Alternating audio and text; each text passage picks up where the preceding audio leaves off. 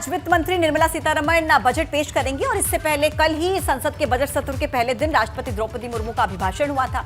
इस पर बसपा अध्यक्ष मायावती ने राष्ट्रपति द्रौपदी मुर्मू के अभिभाषण को महंगाई और बेरोजगारी से त्रस्त जनता के लिहाज से कमतर करार दिया। राष्ट्रपति द्रौपदी मुर्मू ने बजट सत्र के पहले दिन अभिभाषण दिया, जिसमें केंद्र सरकार की योजनाओं का जिक्र करते हुए देश की अर्थव्यवस्था की मौजूदा रूपरेखा और उसकी उपलब्धियों को बताते हुए कहा कि सरकार देश के विकास के लिए जिस गति और पैमाने पर काम कर रही है उसका लाभ दिख रहा है।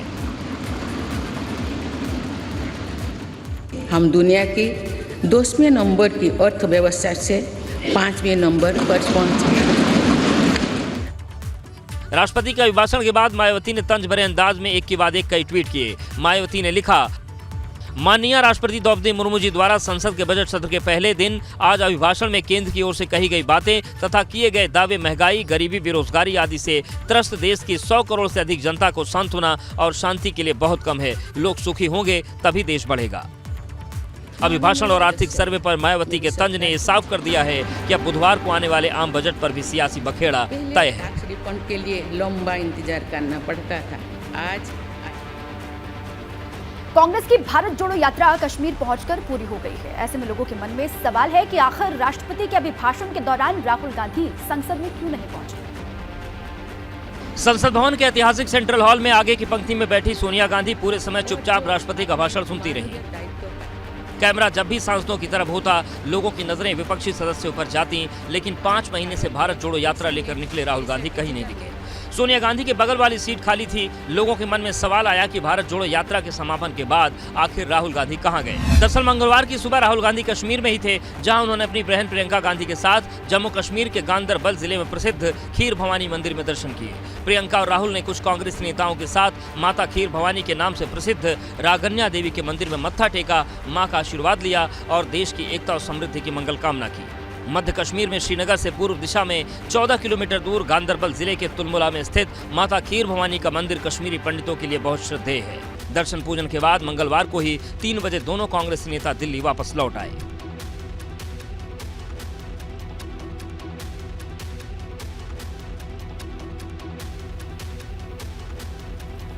रामचरितमानस पर छिड़ा संग्राम अब जाति और वर्ण व्यवस्था तक पहुंच गया है। सपा मुख्यालय के बाहर लगे एक पोस्टर ने नई बहस को जन्म दे दिया। सपा के मुख्यालय के बाहर लगे इन पोस्टर ने सियासत में सरगर्मी बढ़ा दी है। पोस्टर में साफ लिखा है, गर्व से कहो हम शूद्र हैं। हालांकि पोस्टर में किसी सपा नेता का नाम नहीं है। होर्डिंग में अखिल भारतीय कुर्मी क्षत्रिय महासभा मुंबई के राष्ट्रीय महासचिव प्रकाश सिंह पटेल की तस्वीर है, जिनके नाम के आगे भी शूद्र लिखा हुआ है। गर्व से कहो हम शूद्र हैं। अखिलेश यादव के शूद्र वाले बयान के बाद उत्तर प्रदेश की राजनीति शूद्र पर ही केंद्रित हो गई है और इसकी बानगी समाजवादी पार्टी के बाहर लगा ये पोस्टर है। सपा मुख्यालय के बाहर लगे इस पोस्टर को अखिलेश यादव के शूद्र वाले बयान से जोड़कर देखा जा रहा है, जिसमें उन्होंने कहा कि भाजपा उन्हें शूद्र समझती है। रामचरितमानस पर और खासकर शूद्र पर मुख्यमंत्री जी बताएं हमें सदन में कि शूद्र कौन कौन है। ये सवाल हमारा आपका नहीं है, ये सवाल धार्मिक लोगों का है। माना जा रहा है कि स्वामी प्रसाद मौर्य के रामचरितमानस पर दिए बयान के आश्रय सपा बहुजन समाज की 6743 जातियों को साधने का प्लान बना रही है, जो बहुजन समाज की सभी जातियों के करीब 85% है। यही सवाल उठ रहा है कि क्या सपा 85 बनाम 15 की सियासी लड़ाई की तैयारी में जुटी है। समाजवादी पार्टी की शूद्र सियासत वाली रणनीति पर भाजपा ने अखिलेश यादव पर जोरदार हमला किया।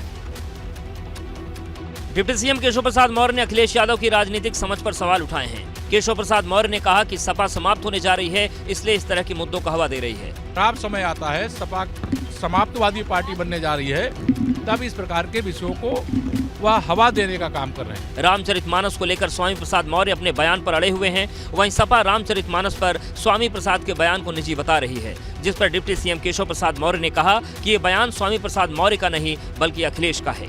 यह बयान श्री अखिलेश यादव जी का है, ये समाजवादी पार्टी के कुनबे का है और उत्तर प्रदेश के अच्छे माहौल को कैसे विषैला बनाया जाए, इस प्रकार की असफल कोशिश है। सपा कार्यालय के बाहर गर्व से कहो शूद्र वाले पोस्टर पर पूर्व डिप्टी सीएम दिनेश शर्मा ने कहा, सपा सांप्रदायिकता का जहर घोलने की साजिश कर रही है। कभी सांप्रदायिकता का जहर बोल दो, वो सांप्रदायिक दंगे मोदी जी योगी जी के समय बंद हो गए, तो अब जातीय दंगे भड़का दो।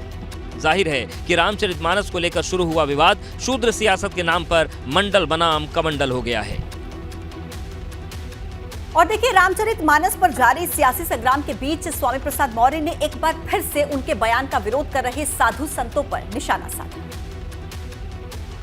स्वामी प्रसाद मौर्य ने कहा कि कुछ लोग धर्म के ठेकेदार बने बैठे हैं, वो शूद्र, महिला, आदिवासी, पिछड़ों का अपमान करते हैं और इसे ही धर्म समझते हैं। स्वामी प्रसाद मौर्य ने कहा कि गाली देना किसी का धर्म नहीं हो सकता। इस देश के आदिवासियों, दलितों, पिछड़ों एवं समग्र महिला समाज को नीच, अधम, अपमानित किए जाने एवं मारने पीटने की बात करते हैं। स्वामी प्रसाद मौर्य ने भाजपा पर भी सवाल उठाए। स्वामी प्रसाद मौर्य ने कहा, भाजपा महिलाओं के सम्मान की बात करती है लेकिन उनका अपमान करती है। स्वामी प्रसाद मौर्य का तर्क है कि वो किसी धर्म और ग्रंथ पर सवाल नहीं उठा रहे, लेकिन जो लोग जुबान काटने, आंख निकालने की बात कह रहे हैं, देखना चाहिए कि वो किस समाज के लोग हैं। दिखावे के लिए तो भाजपा सरकार भी महिला सशक्तिकरण का अभियान चलाती है, लेकिन समूचे महिला समाज को अगर सम्मान दिलाने की बात हो रही है, महिलाओं को प्रताड़ित करने, मारने, पीटने वालों के साथ खड़े दिखाई पड़ रहे हैं। दरअसल रामचरितमानस पर स्वामी प्रसाद मौर्य के आपत्तिजनक बयान पर हनुमानगढ़ी के महंत राजू दास ने उनका सिर तन से जुदा करने पर 21 लाख का इनाम देने का ऐलान किया था, जिसके बाद से ही स्वामी प्रसाद मौर्य साधु संतों पर हमलावर हैं। देखिए, मानस के अपमान पर सियासी घमासान थमता नजर फिलहाल तो नहीं आ रहा। अब शिवपाल यादव ने नया बयान देकर के गेंद भाजपा के पाले में डाल दी है। रामचरितमानस पर स्वामी प्रसाद मौर्य के विवादित बयान से शुरू हुआ घमासान शूद्र तक पहुंच चुका है। इस बीच समाजवादी पार्टी के राष्ट्रीय महासचिव शिवपाल यादव ने कहा कि रामचरितमानस पर स्वामी प्रसाद का व्यक्तिगत बयान है, पार्टी का नहीं। तो उनका व्यक्तिगत स्टेटमेंट है, पार्टी का स्टेटमेंट नहीं, तब भी इसको दूर दे रहे हैं। शिवपाल यादव ने भले ही स्वामी प्रसाद मौर्य के बयान को पर्सनल बयान बताया, लेकिन साथ ही उन्होंने गेंद भाजपा के पाले में ये कहकर डाल दी कि भाजपा के पास अब कोई मुद्दा नहीं बचा है। यही वजह है कि स्वामी प्रसाद के बयान को बेवजह तूल दिया जा रहा है। शिवपाल ने उल्टे भाजपा नेताओं को ही बड़बोला बता दिया, साथ ही 2024 में सपा के सियासी परचम का भी दावा ठोक दिया। लेकिन ये तूल दे रहे हैं भारतीय जनता पार्टी के। जाहिर है शिवपाल ने गेंद बीजेपी के पाले में डालकर प्रत्यक्ष नहीं तो परोक्ष रूप से स्वामी प्रसाद मौर्य के बयान को स्वीकृति दे दी है।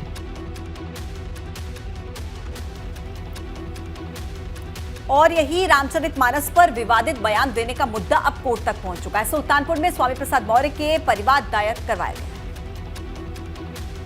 रामचरितमानस पर विवादित बयान देने का मसला कोर्ट तक पहुंच चुका है। सुल्तानपुर में एमपी एमएलए कोर्ट में ज्ञानेंद्र तिवारी नाम के शख्स ने स्वामी प्रसाद मौर्य के खिलाफ परिवाद दायर किया है। अपने अधिवक्ता संतोष कुमार पांडे जी के माध्यम से परिवाद दाखिल किया है। 4 तारीख को न्यायालय ने नगर कोतवाली से रिपोर्ट कॉल की है, उस पर सुनवाई होगी। स्वामी प्रसाद मौर्य पर धर्म विशेष का अपमान, धार्मिक भावनाओं को ठेस पहुंचाने, धार्मिक सौहार्द बिगाड़ने जैसे गंभीर आरोप लगाए गए हैं। इस मामले पर अब 4 फरवरी को सुनवाई होगी। माननीय न्यायालय ने परिवाद पत्र पर थाना कोतवाली नगर से आख्या तलब की है और 4 फरवरी की तारीख सुनवाई के लिए नियत किया है। इससे पहले रामचरितमानस के अपमान पर स्वामी प्रसाद मौर्य समेत 10 लोगों को नामजद किया गया है, जिसमें 5 लोगों को गिरफ्तार भी किया जा चुका है। हालांकि इस FIR को स्वामी प्रसाद ने गलत करार दिया था। मेरे न रहने पर भी मेरा नाम FIR में शामिल करना अपने आप मालूम होता है कि ये दबाव में थाने में बैठकर मजबूरी में FIR लिखी गई है, झूठी FIR लिखी गई है। अब चलिए आगे बढ़े। लखनऊ बिल्डिंग हादसे के 1 हफ्ते के बीत जाने के बाद गठित कमेटी ने पीड़ित परिवारों का बयान दर्ज किया है। इधर गायब उन फाइलों को भी तलाशा जा रहा है जिसमें हादसे से जुड़े गहरे राज मिल सकते हैं। लखनऊ के अलाया अपार्टमेंट हादसे के हफ्ते भर बाद के पीड़ितों के बयान दर्ज किए गए। सभी पीड़ितों को सुबह मंडलायुक्त कार्यालय बुलाया गया था, जहां उनके बयान दर्ज कराने के साथ ही उनकी ओर से मुहैया कराए जाने वाले साक्ष्यों को देखा गया। सभी बयान जांच समिति के सामने दर्ज कराए गए। अलाया अपार्टमेंट हादसे मामले में 3 सदस्यीय जांच समिति गठित हुई। इस समिति में मंडलायुक्त Roshan Jacob, JCP law and order Piyush Modia और PWD के मुख्य अभियंता को शामिल किया गया है। उन चीज़ों को लेकर किस तरह की और उनके पास जानकारियां हैं इस अपार्टमेंट से जुड़ी हुई, चाहे वो फ्लैट खरीदने से जुड़ी हो, जब उन्होंने फ्लैट खरीदा तो किस तरह के उन्हें दस्तावेज दिखाए गए जिनके आधार पर उनको लगा कि यहाँ पर फ्लैट लिया जा सकता है। इन सभी चीज़ों को माइन्यूटली, जो तर्क है उनको माइन्यूटली यहाँ पर सुनने के बाद कमेटी अपने काम को आगे बढ़ाएगी। इधर अलाया अपार्टमेंट की गायब फाइलों को तलाशने के लिए कमेटी बना दी गई है। 5 सदस्यीय कमेटी 3 दिन में 9 फाइलों को ढूंढेगी। LDA सचिव पवन गंगवार की अध्यक्षता में कमेटी गठित की गई है। इस मामले में लिप्त इंजीनियर और कर्मियों के खिलाफ FIR दर्ज होगी। दरअसल जांच के दौरान ये बात सामने आई है कि भारी भरकम ड्रिल मशीनों से बेसमेंट में खुदाई की वजह से अलाया अपार्टमेंट ढहा था। उत्तराखंड के पहाड़ी इलाकों में भारी बर्फबारी हो रही है। मकानों की छत, रास्तों पर बर्फ की मोटी चादर बिछ गई। आसमान से गिरती बर्फ ने यमुनोत्री धाम की खूबसूरती बढ़ा दी है। यमुनोत्री धाम में हर ओर बर्फ का बसेरा है। मंदिर परिसर की छत, पेड़ की टहनियों पर बर्फ जमी है और जमीन बर्फ से सफेद हो गई है। नतीजा यमुनोत्री में पारा लुढ़क कर -13 डिग्री तक पहुंच गया है। इधर बागेश्वर की पिंडर घाटी में लगातार आसमान से बर्फ गिर रही है। धाकुड़ी, द्वाली, फुरकिया, वाछम और खाती गांव में बर्फबारी दर्ज की गई। इस बर्फबारी से हालांकि अभी तक कोई भी हमारे मोटर मार्ग बंद नहीं है, सारे मोटर मार्ग हमारे सुचारू हैं। टिहरी के घनसाली क्षेत्र में ऊंचाई वाले इलाकों में बर्फबारी हो रही है। सीमावर्ती इलाकों में भारी बर्फबारी हुई है। उत्तराखंड के विकासनगर, नैनीताल, जोशीमठ में भी बर्फबारी रिकॉर्ड की गई, जिससे तापमान में भारी गिरावट दर्ज की गई है। हालांकि मौसम वैज्ञानिक बताते हैं कि अब उत्तराखंड में बर्फबारी औसत से कम हुई है। 21.5 के आसपास हम पूरे उत्तराखंड की बात करें तो इतने मिलीमीटर रेन अभी तक मिली है, और जबकि एक्चुअल में मिलनी चाहिए करीब आपको 40.7 mm के आसपास। तो करीब आधी आप कह सकते हैं कि आधी रेन अभी तक तो मिली है। फिलहाल उत्तरकाशी समेत उत्तराखंड की ऊंचाई वाले इलाकों में सड़कों पर जमी बर्फ को हटाने का काम तेजी से जारी है।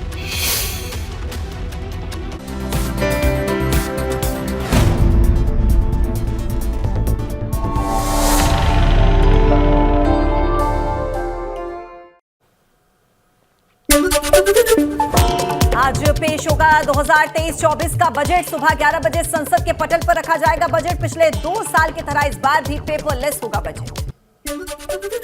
वित्त मंत्री के तौर पर निर्मला सीतारमण का 5वां बजट। 2024 के आम चुनाव से पहले मोदी सरकार का आखिरी पूर्ण बजट होगा। कई अहम बदलाव होने की संभावना। बजट से लोगों को काफी उम्मीदें। कृषि, शिक्षा, इनकम टैक्स लाभ पर रहेगी सबकी नजर। हेल्थ और सरकारी योजना को लेकर भी कई उम्मीदें।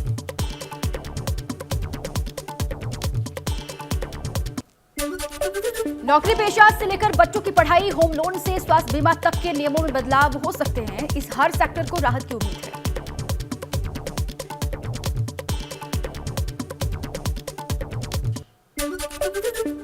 किसानों के लिए कई ऐलानों की संभावना। फसल बीमा, ग्रामीण सड़क, बुनियादी ढांचे, कम से कम लागत वाले आवास के निर्माण पर दे सकती है जोर। देश में मैन्युफैक्चरिंग को बढ़ावा देने के लिए छूट का ऐलान भी संभव। चीन के बाद दुनिया का मैन्युफैक्चरिंग हब बन सकता है भारत। सरकार इसके लिए कुछ विशेष पैकेज की कर सकती है घोषणा। व्यापारियों को कई उम्मीदें हैं।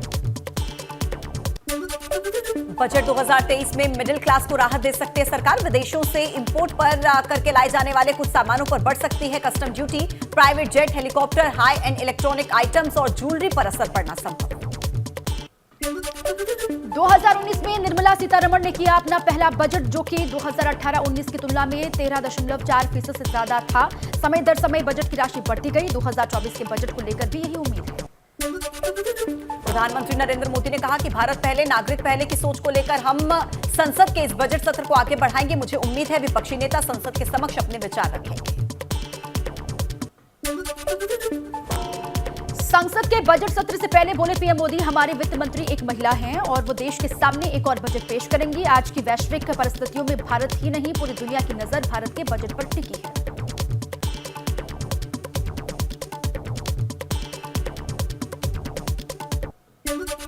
बजट सत्र के पहले ही दिन राष्ट्रपति द्रौपदी मुर्मू का अभिभाषण। राष्ट्रपति मुर्मू ने कहा कि हमें ऐसे भारत का निर्माण करना है जिसमें अतीत का गौरव जुड़ा हो। हमें नए युग का निर्माण करना है।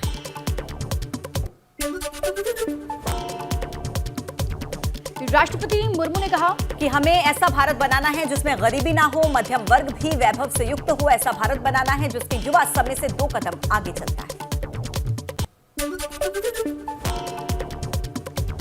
राष्ट्रपति के अभिभाषण पर मायावती का ट्वीट लिखा, जनता की जेब खाली, लेकिन कुछ लोगों के हाथों में देश की पूंजी का सिमटना घातक है। गोरखपुर में शिलाग्राम देवशिला रथ नेपाल से कुशीनगर होते गोरखपुर की सीमा में किया गया आक्रोश और कुशीनगर में लोगों ने किया दर्शन पूजन। कुशीनगर में शालिग्राम शिला का दर्शन पूजन हुआ। अयोध्या की कार्यशाला जा रही है दोनों शिलाएं। दर्शन करने के लिए जमी रही श्रद्धालुओं की भारी। हाथरस में बिजली चोरी का मुकदमा दर्ज होने और कनेक्शन काटे जाने से नाराज महिला पानी की टंकी पर चढ़ी। मौके पर पहुंचे एसडीएम ने दोषी अधिकारियों के खिलाफ कार्रवाई का आश्वासन देकर महिला को उतरवाया।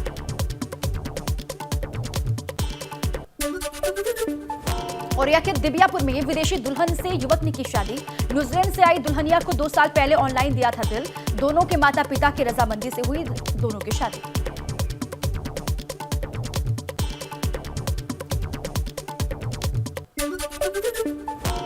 अंबेडकर नगर में एक्सपायर हो चुके सैनिटाइजर का रैपर बदलकर बाजार में बेचने की तैयारी का खुलासा हुआ है। वीडियो वायरल होने से मचा हड़कंप, प्रशासन ने शुरू की जांच।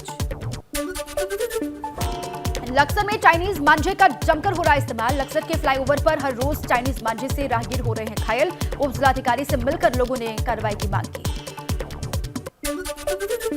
प्रयागराज कोर्ट में हेट स्पीच के मामले में सपा अध्यक्ष अखिलेश यादव और एआईएमआईएम प्रमुख ओवैसी के खिलाफ सुनवाई हुई। केस दर्ज करने की मांग पर बहस हुई। अब 14 फरवरी को फैसला आएगा। जालौन में खेत पर काम कर रही वृद्ध महिला को युवक ने मारी गोली। गंभीर रूप से घायल हुई महिला, परिजनों ने सीएससी में करवाया भर्ती। डॉक्टर्स ने जिला अस्पताल रेफर किया। जांच पड़ताल में जुटी है पुलिस।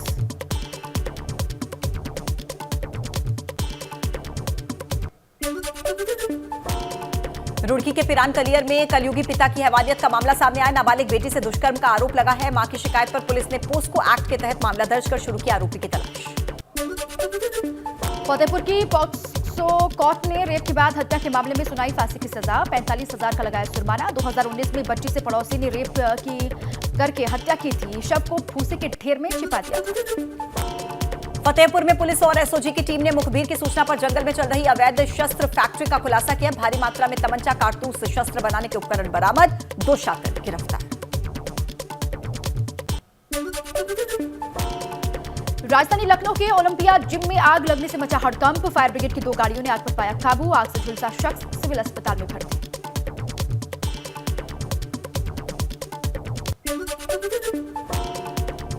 बांदा में तेज रफ्तार एसयूवी ने टेम्पो में जोरदार टक्कर मार दी। टेम्पो सवार 2 लोगों की मौके पर मौत हो गई। 7 लोग गंभीर रूप से घायल। पुलिस ने घायलों को जिला अस्पताल में कराया भर्ती।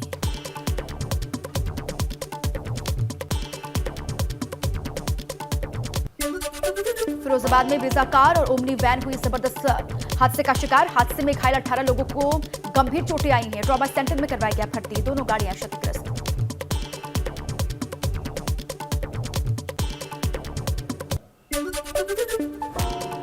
मथुरा के राया में नींद का झोंका आने से मकान की दीवार तोड़कर गड्ढे में गिरी कार। बरेली से बालाजी के दर्शन करने के लिए जा रहे थे कार सवार युवक। कोयल रेलवे क्रॉसिंग पर यह हादसा हुआ।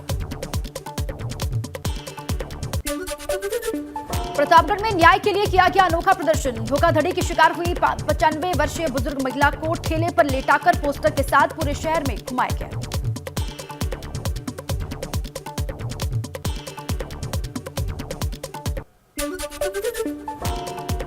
मऊ में जिलाधिकारी के आदेश पर मुख्तार अंसारी के करीबी लगभग 4 से 5 करोड़ की संपत्ति कुर्क की गई है। गैंगस्टर एक्ट के तहत ये कार्रवाई की गई। यमुनोत्री धाम से सामने आई बर्फबारी की खूबसूरत तस्वीरें। 2 दिन से खराब चल रहा है मौसम। जमकर हो रही है बर्फबारी। -6 डिग्री तक पहुंचा है पारा।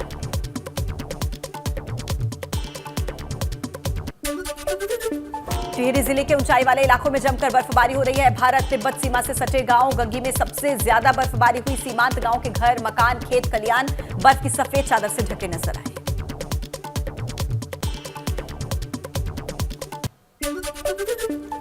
बर्फ की आगोश में सरोवर नगरी नैनीताल। ऊंचाई वाले इलाकों में जमकर हो रही है बर्फबारी। पर्यटन व्यवसाय से जुड़े लोगों को अच्छे कारोबार की उम्मीदें।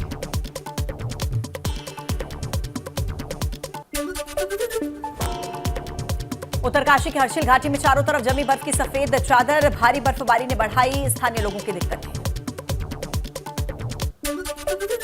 विकासनगर के चक्राता में सीजन का 3रा हिमपात हुआ। कोटी कनासर में जमकर हुई बर्फबारी। सैलानी लगातार यहां पर पहुंच रहे हैं। किसानों और होटल व्यापारियों के चेहरे खिले हुए।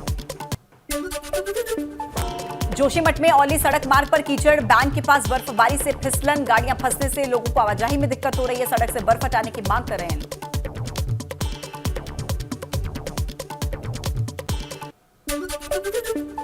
सुल्तानपुर जिला सत्र न्यायालय पहुंचा सपा एमएलसी स्वामी प्रसाद मौर्य के विवादित बयान का मामला। एमपी एमएलए कोर्ट में ज्ञानेंद्र तिवारी ने दाखिल किया है परिवाद और 4 फरवरी को मामले में होगी सुनवाई।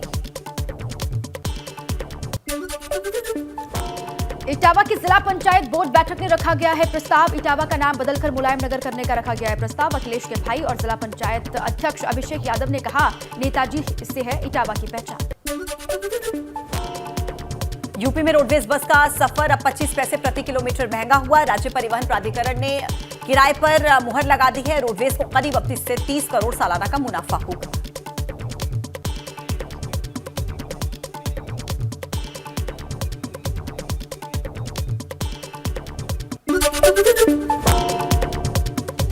एबीपी गंगा की खबर का बड़ा असर। अलाया अपार्टमेंट की गायब फाइलों को तलाशने के लिए बनी कमेटी। 9 फाइलों को तलाशने के लिए कमेटी को दिया गया 3 दिन का वक्त। आगरा में मकानों के गिरने की रिपोर्ट पीडब्ल्यूडी ने डीएम को सौंपी। पीडब्ल्यूडी के आकलन में 1 करोड़ 55 लाख रुपए का नुकसान। ठेकेदार से वसूली जाएगी नुकसान की रकम। गैंगस्टर बद्दन सिंह बद्दो के बेटे सिकंदर के खिलाफ रेड कॉर्नर नोटिस। 2019 से अब तक रेड कॉर्नर नोटिस जारी नहीं होने पर मांगा जवाब। एसएसपी ने ब्रह्मपुरी थाना पुलिस के खिलाफ बैठाई जांच। मुख्तार अंसारी के करीबी की 2 करोड़ की संपत्ति कुर्क करने का आदेश। मऊ डीएम ने रफीक उर्फ टाइगर उसके रिश्तेदारों की संपत्ति को कुर्क किया।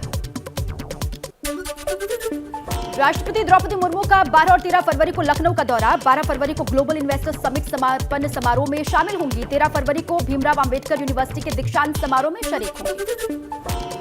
स्वामी प्रसाद मौर्य के बाद अब सपा एमएलए आरके वर्मा का रामचरितमानस पर ट्वीट। लिखा, रामचरितमानस की अनेकों चौपाइयां संविधान विरोधी, पिछड़ा, अनुसूचित महिला और संत समाज का अपमान। सपा एमएलसी स्वामी प्रसाद मौर्य ने किया एक और ट्वीट। धर्माचार्यों पर उठाए सवाल। लिखा, दलितों और पिछड़ों के सम्मान से क्यों लगती है इनको मिर्ची। कानपुर में पूर्व विधायक भगवती प्रसाद की बेटी की शादी में स्वामी प्रसाद मौर्य ने शिरकत की। मीडिया से बात करते हुए रामचरितमानस पर प्रतिबंध लगाने की बात नहीं कही। ग्रंथ की कुछ चौपाइयों के अंश को आपत्तिजनक बताया। लखनऊ में सपा कार्यालय के बाहर लगाया गया होर्डिंग में लिखा गया, गर्व से कहो हम शूद्र हैं। होर्डिंग पर लिखा गया कि शूद्र समाज में 6743 जातियां हैं। जौनपुर में शिवपाल यादव का बयान। कहा कि भाजपा के मंत्री बड़बोले हो गए हैं। उनका बड़बोलापन मैनपुरी चुनाव में दूर हो चुका है। आने वाले चुनाव में भी जनता उनके बड़बोलेपन को दूर कर देगी।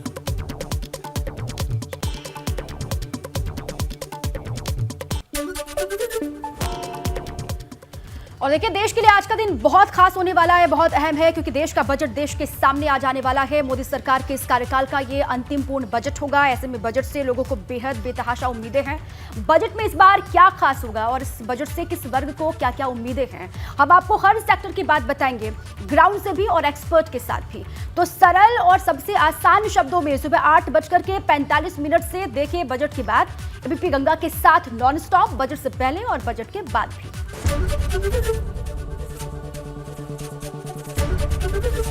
एबीपी गंगा, खबर आपकी, जुबान आपकी।